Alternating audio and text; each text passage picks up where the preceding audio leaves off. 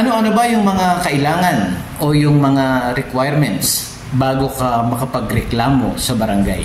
So ito po yung sa amicable settlement ha.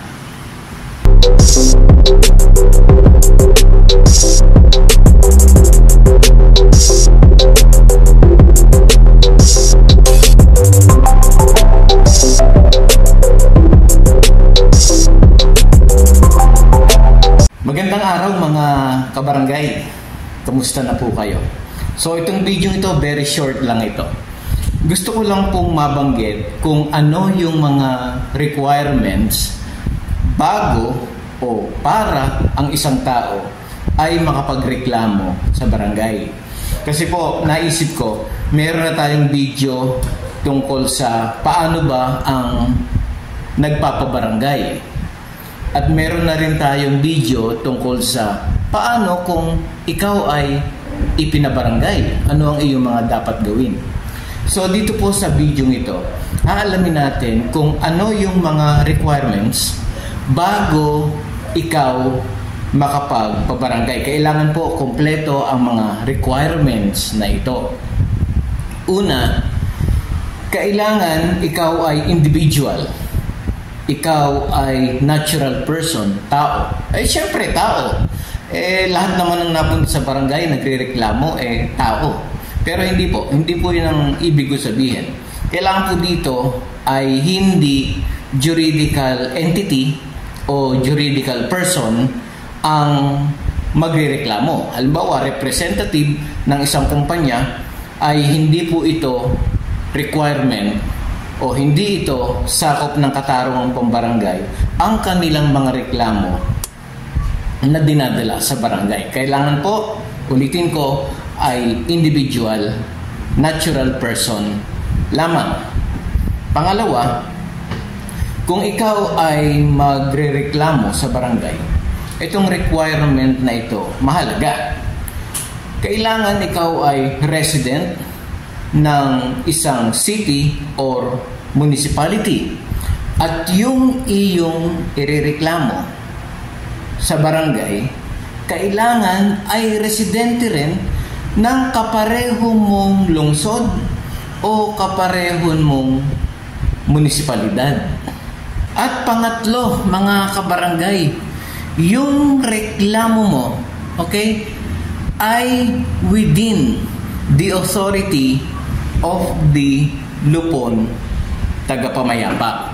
Maging ito man po ay civil case, ito man ay criminal case, kailangan po iyong reklamo ay pasok sa ilalim ng katarungang pambarangay. Yung mga kaso na dapat munang dumaan sa barangay conciliation at kung sakaling walang kasunduan sa barangay, saka ka palang maaaring dumaan sa korte. At pangapat, mahalaga po ito, merong tinatawag na cause of action. Ano ba yung cause of action? Ang sabi po sa civil procedures, dito po sa rules of court, cause of action is the act or omission by which a party violates a right of another. So, mahalaga po ito, may cause of action ang lahat ng magrereklamo sa barangay. Ulitin ko po, kailangan tao. Pangalawa ay yung residency nila, mahalaga ito.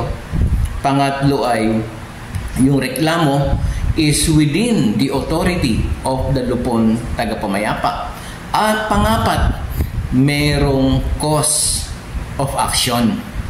At gusto ko lang idagdag dito mga kabarangay, yung additional requirements para makapagpasimula ng amicable settlement proceedings. Bagamat ito po nabanggit ko na sa mga nakaraang video, ay gusto ko pong ulitin sa video ito. Una, mag-complain orally or in writing. Additional requirements. Pangalawa, yung complaint mo kailangan nakalagay sa KP Form number 7 Pangalawa po yan. At yung pangatlo, mahalaga din po ito, mandatory ito. Meron din rin akong video nito dito sa Katarungang Pambarangay Channel. Yun pong filing fee, minimal filing fee. Ito po ay nire-require ng batas na dapat ang barangay ay naniningil po ng filing fee bago mag-umpisa ang amicable settlement proceedings. Kaya ito po mga kabarangay, itong video ito ay design sa ating mga kabarangay na ganito po, kailangan meron kayo nitong mga requirements na ito bago kayo pumunta sa barangay para kayo makapagreklamo, para tanggapin ang inyong reklamo at paabutin ito dun sa amicable settlement proceedings. Kaya maraming salamat. Ako po si Jeffrey at thank you ulit sa inyo pong patuloy na pagtangkilik dito sa Katarungang Pambarangay Channel.